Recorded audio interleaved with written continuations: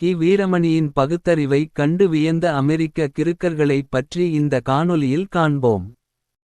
தொடர்ந்து காணொளியை பார்ப்பதற்கு முன் நம் சேனலை சப்ஸ்கிரைப் செய்து ஆதரவு தாருங்கள். உங்கள் ஆதரவு நமக்கு ஊக்கமளித்து இன்னும் நம் பங்களிப்பை சிறப்பாக செய்ய உதவும். நன்றி. இனி காணொளி. போலி பகுத்தறிவு மற்றும் போலி பெண்ணியம் பேசக்கூடிய பெரியார் திடலை பார்க்க வேலைமெனக்கெட்டு அமெரிக்கா லாஸ் ஏஞ்சல்ஸ் நகர் தென்கலிபோர்னியா பல்கலைக்கழகத்தின் பேராசிரியர்கள் மற்றும் ஆய்வு மாணவர்கள் வந்தனர் என்கிற தகவலை 10 மார்ச் 24 நாள் மற்றும் 15 மார்ச் 24 நாள் விடுதலை தருகிறது. அவர்களுக்கு கி. வீரமணி திராவிடர் இயக்கத்தின் பணி எதிர்கொள்ளும் அறைகூவல் பெண் உரிமை மற்றும் அதிகாரத்துவம் மூடநம்பிக்கை ஒழிப்பு திராவிட மாடல் ஆட்சி பற்றி கூறினாராம். நிச்சயம் பொய்யாக கூறி இருப்பார் என உறுதியாக நம்பலாம். ஆய்வு மாணவர்கள் சரியான நபர்களிடம் ஆய்வை பற்றி கேட்டால் பலனுள்ளது. எதிலும் அரைகுறையாக உள்ள கி. வீரமணியிடம் கேட்டால் என்ன நேர்மையான பதில் கிடைக்கும். பெரியார் திடலுக்கு அமெரிக்கா லாஸ் ஏஞ்சல்ஸ் நகர் தென்கலிபோர்னியா பல்கலைக்கழகத்தின் பேராசிரியர்கள் மற்றும் ஆய்வு மாணவர்கள் வந்தனர் என்கிற தகவலை விடுதலை தரும் அதே நாளில் சென்னையில் ஒரு கொடுமையான சம்பவம் நடந்திருந்தது.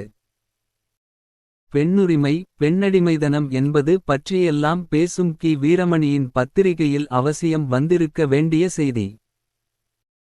ஆனால் பெண்களுக்கெதிரான கொடுமையை கூட மதம் பார்த்து விமர்சிக்கிற அறிவிலி கி. வீரமணி இந்த சம்பவத்திலும் மதத்தை பார்த்திருக்கிறார்.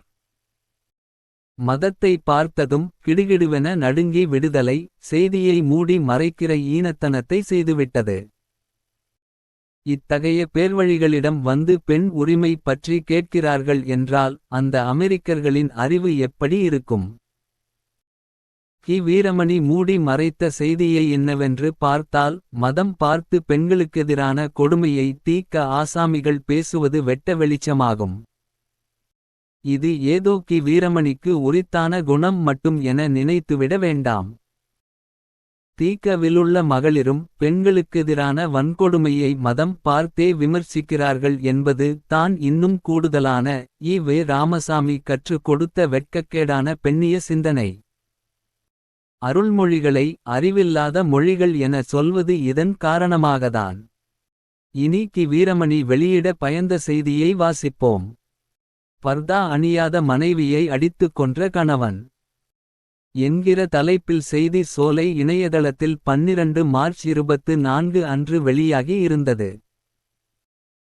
இதே செய்தி கரண்டியால் கணவர் அடித்ததில் சிகிச்சை பெற்ற மனைவி பலி என்கிற தலைப்பில் 13 மார்ச் 24 நாள் தினமலர்.காமிலும் வெளியாகி இருந்தது.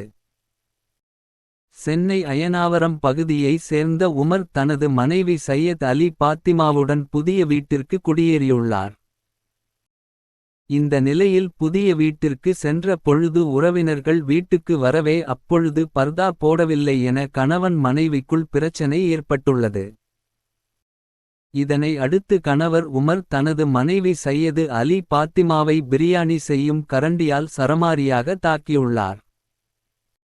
இரத்த வெள்ளத்தில் படுகாயம் அடைந்த சையத் அலி பாத்திமா அரசு மருத்துவமனையில் சிகிச்சை பெற்று வந்த நிலையில் உயிரிழந்துள்ளார் என்கிறது செய்தி.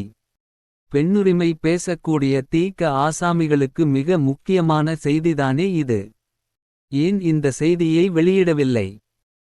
பெண்ணை அடிமைப்படுத்தக்கூடிய செய்தியை வெளியிட விடுதலை மறுக்கிறது என்றால் மதம் பார்த்து செய்தி வெளியிடுவதாக தானே அர்த்தமாகிறது.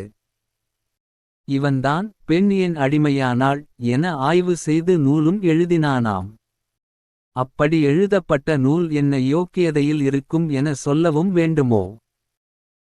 கண்முன்னே நடக்கிற பெண்ணடிமைத்தனத்தை பற்றி பேசவே கிடுகிடுவென நடுங்குகிறவன் பெண்ணடிமைத்தனம் ஒரு மதத்துக்கே சொந்தமானது போல் காட்ட முனைகிறான். அத்தகையோன் பெண்ணியவாதியாக இருக்கமாட்டான்.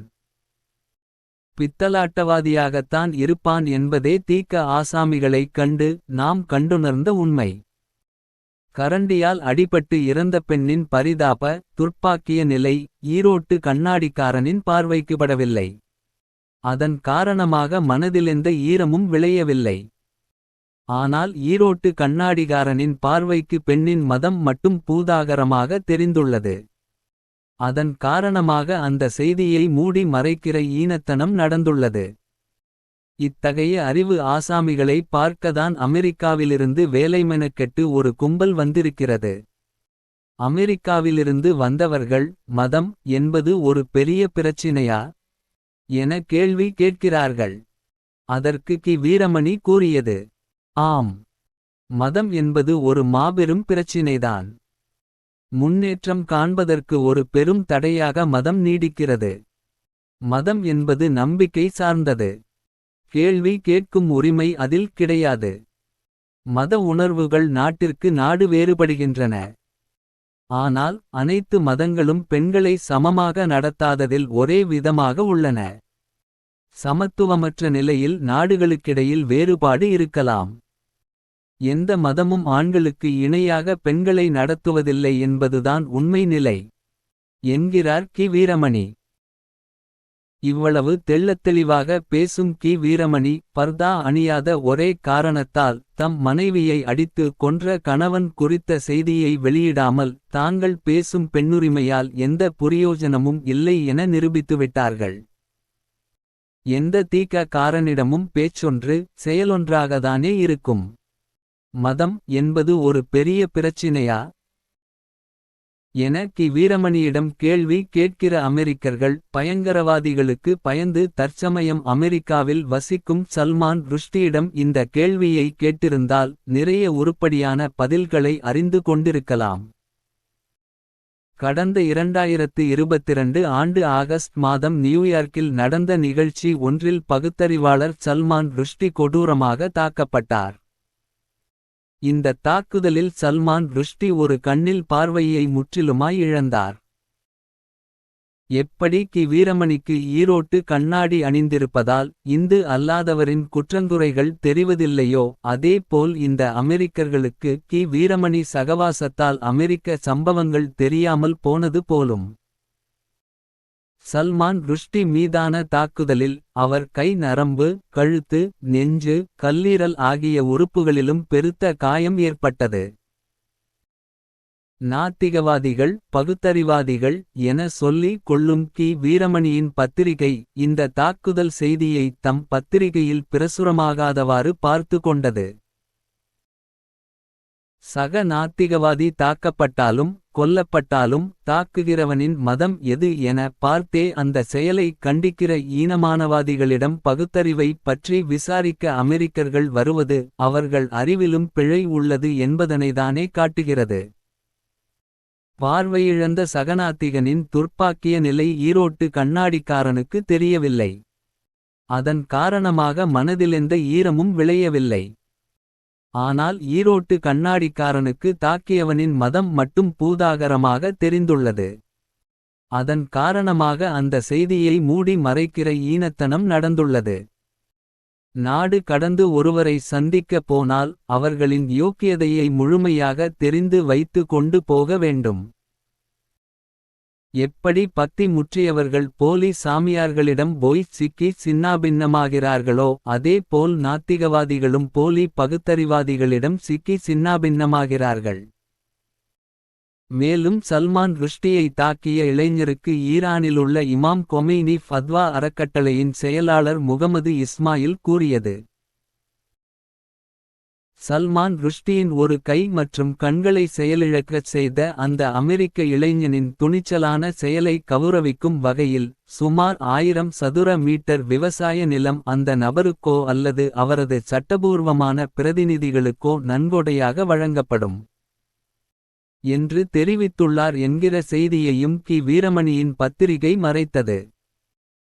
உலகின் ஏதோ ஒரு மூலையில் ஒரு நாத்திகவாதியை தாக்கியவனை தங்கள் மதத்தைச் சேர்ந்தவன் என்பதால் அவனை ஆதரித்து அவனுக்கு வெகுமதியும் தருகிறான் உலகின் இன்னொரு மூலையில் இருப்பவன். ஆனால் நீங்கள் பகுத்தறிவாதி என சொல்லிக் கொண்டு நாத்திகவாதி என சொல்லிக் கொண்டு ஒரு நாத்திகவாதி கொடூரமாய் தாக்கப்பட்டபோதும் கூட அதை கண்டிக்க பயந்து கொண்டிருக்கிறீர்கள். இவர்களிடம்தான் மதவாதத்தைப் பற்றி கேள்வி கேட்கிறார்கள் மெத்தப்படித்த அமெரிக்கர்கள். பகுத்தறிவு குறித்து நமக்கெழும் சந்தேகங்களை சரியான நபரிடம் கேட்டு புத்தி தெளிவடைய வேண்டும். அரைகுறைகளிடம் கேட்டால் நாமும் அரைகுறைகளாகதானாவோம். கி. வீரமணியிடம் ஆய்வு குறித்த கேள்வி கேட்டோருக்கு அல்லது எதிர்காலத்தில் கேட்கப் போகிறவருக்கு நாம் சொல்வது ஒன்றுதான். ஒரு மதவாதிக்கு சக மதவாதியிடமுள்ள பற்று பகுத்தறிவாதி என சொல்லி கொள்கிற தீக்க ஆசாமிகளுக்கு சக பகுத்தறிவாதி மீது பற்று இருப்பதில்லையே. வந்திருந்த அமெரிக்கர்களிடம் சக நாத்திகவாதி சல்மான் ருஷ்டி நலமாக இருக்கிறாரா என்று நலம் விசாரித்திருக்க வேண்டாமா கி. வீரமணி முதலில் நாம் நம்மை தேடி வரும் நண்பர்களிடம் அவர்கள் குடும்பத்தார் நலனையும் சேர்த்து விசாரிக்கதானே செய்வோம். அதை கேட்கக்கூட கி. வீரமணிக்கு பயமாக உள்ளது. பயந்து சாகிறார் என சொல்லலாமா? அதனால்தான் சல்மான் ருஷ்டி தஸ்லிமா நஸ்ரின் போன்ற பெயர்களை கேட்டாலே கி. வீரமணிக்கு ஒவ்வாமையாக உள்ளது. சொந்த புத்தி வேண்டாம். ஈ. வே. ராமசாமி புத்தி போதும் என சொல்லி சொந்த புத்தியையே சாடிக்கிற கும்பல் பகுத்தறிவாளர்களா? நமக்கொரு அறிவு உள்ளது. சரியோ தவறோ அதில் சிந்தியுங்கள். அந்த அறிவு தரும் சிந்தனை தவறாக இருந்தால்கூட திருத்திக் கொள்ளலாம். சரியாக இருந்தால் அதிலேயே நடைபோடலாம். சொந்த புத்தி வேண்டாம். ஈ. வே. ராமசாமி புத்தி போதும் என்பவன் நம் பார்வையில் தற்குறி. திருந்தவே தன் அறிவு தவளை திருத்திக் கொள்ளவே வாய்ப்பில்லாதவன்.